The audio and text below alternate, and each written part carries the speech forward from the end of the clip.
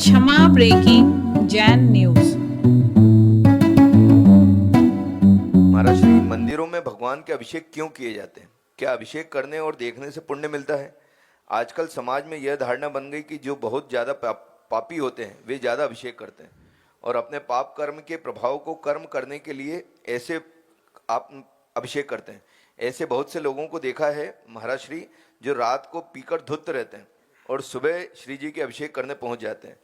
कौन कैसा है यह तो स्पष्ट रूप से पहचानना मुश्किल है, पर क्या ऐसा नहीं होना चाहिए कि जो प्रत्यक्ष रूप से पापी है उसके लिए अभिषेक जैसी धार्मिक क्रियाओं को निषेध कर दिया जाए, ताकि युवा पीढ़ी का धर्म में विश्वास और आस्था दृढ़ हो सके?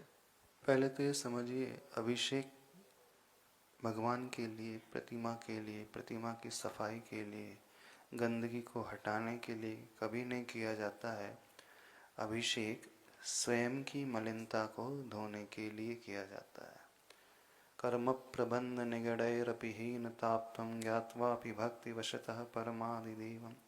तो हम स्वीय कलमश गणोन्मथ उन्माथ नाय देवा। स्वीय कलमश यानी स्वयं के कलमश पापों को उन्मथ करने के लिए प्रभु की प्रतिमा का अभिषेक किया जाता है। और जब अभिषेक शांति धारा के पश्चात जो गंधोदक बनता है वो सबसे ज्यादा एनर्जेटिक होता है, पावरफुल होता है। उस गंधोदक से व्यक्ति पॉजिटिव वाइब्रेशन से भर उठता है, उसकी नेगेटिविटी दूर हो जाती है।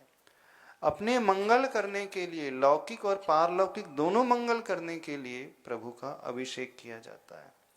आप अपनी बैटरी चार्ज करने के लिए ना जाने कौन कौन से कैंप्स को अटेंड करते हो, कहाँ कहाँ जाकर के कार्य करते हो।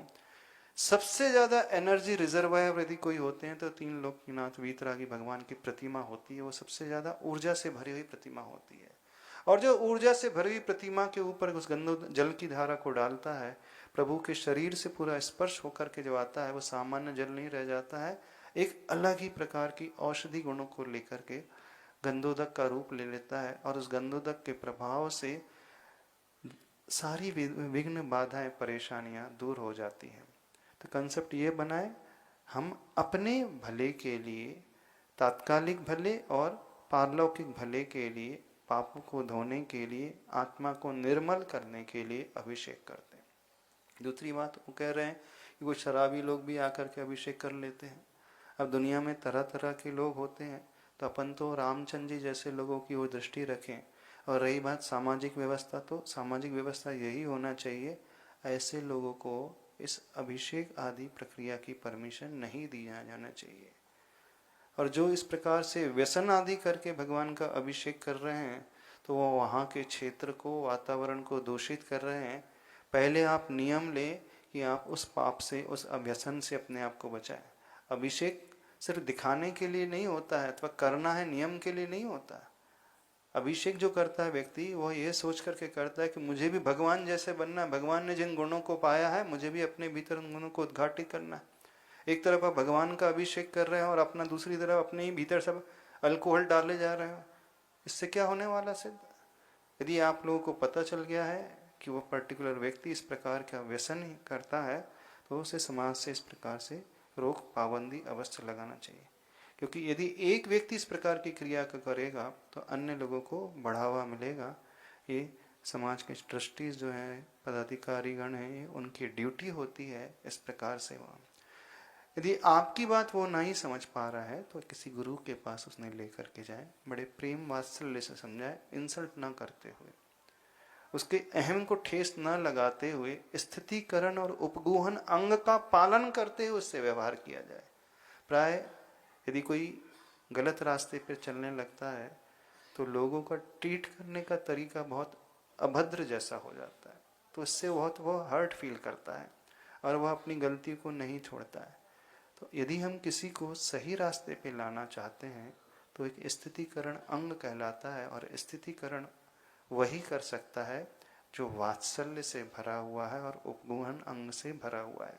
तो अंदर उसके प्रति वात्सल्य का भाव लेकर के आए, न कि घृणा का भाव लाए। यदि आप घृणा का भाव लाते हुए इसे सुधारने की कोशिश करोगे तो वो बिल्कुल नहीं सुधरेगा, बल्कि और रिवोल्ट कर लेगा।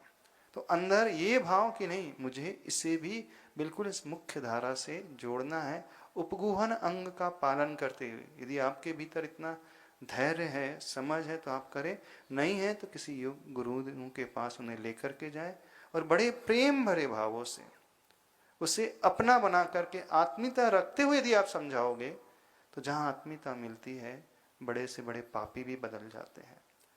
लेकिन लोग उसे दुत्कारते हैं, जहां उसे दुत्कार मिलती है तो वो बदलने के लिए तैयार ही नहीं होता है। तो इंटेंशन आप क्या रखना चाह रहे हो इसे भी समझे। इंटेंशन धर्म से उसे जोड़ने का है। हमें पाप से घृणा करना है, न कि पापी से घृणा करना है। व्यक्ति कभी बुरे नहीं होते हैं, इंसान कभी बुरा नहीं होता, उसकी प्रवृत्तियां बुरी होती हैं। तो आप उसकी प्रवृत्तियों से बुरा करो, प्रवृत्तियों से घृणा करो। आप उसे प्रेम करो लेकिन उसकी प्रवृत्तियों को थोड़ा सा कहें। यदि आप उससे प्रेम करने लगोगे तो दुष्प्रवृत्तियों को, बड़ी सी बड़ी दुष्प्रवृत्तियों को व्यक्ति छोड़ सकता है और छोड़ देते हैं। और यही सही धर्म है, मात्र क्रिया नहीं। इंटेंशन क्या है उस धर्म की क्रिया का, यह समझना बहुत जरूरी है।